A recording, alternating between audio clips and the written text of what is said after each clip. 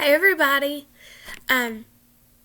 While we are not at school, I had a series that I've been wanting to do for a while, and then today my husband told me that the author has actually given us a complete clearance on her materials, and we can read them online. I didn't know that was a thing. Sorry to authors that I've read in the past. Before I tell you what we're going to read, boys and girls, I hereby solemnly swear that I'm up to no teachery-ness. I will not make any Google Classroom posts based off this book. I can't promise we won't talk about it a little bit as we read, but I can promise that I will do nothing that you have to do written response to. If you want to talk to me about the book, feel free. Parents, if you are not comfortable with the book I'm going to read, this is not required. This is totally for fun. If you are not in my class and you want to listen, please feel free. But parents, if you are not comfortable with the text, you do not have to watch. I will post other videos that have to do with Google Classroom. Please do not feel like I'm forcing you to listen to this. I am not. I'm saying that right now.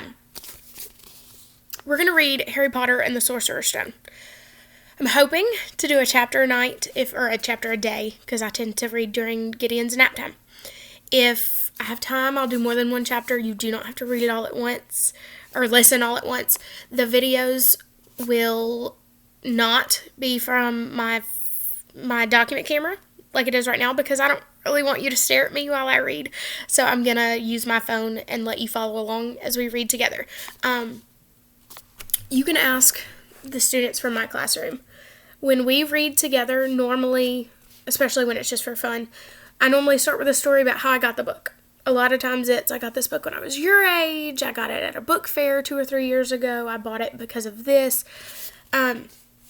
This book holds a very special place in my heart. When I was probably their age, 6 or 7, my mom started reading these to me as bedtime stories. Just a chapter or 2 at a time. We'd talk about it, we'd read it together and make connections. And I'm really excited to be able to bring this to them at a time that's really hard for all of us. Like I said, please don't feel pressured. You do not have to watch. If you are not part of my class, you're welcome to follow along. If you have the book at home, you're welcome to follow along that way. Please comment your thoughts, things you're excited about, things you can't believe. I want you to be involved.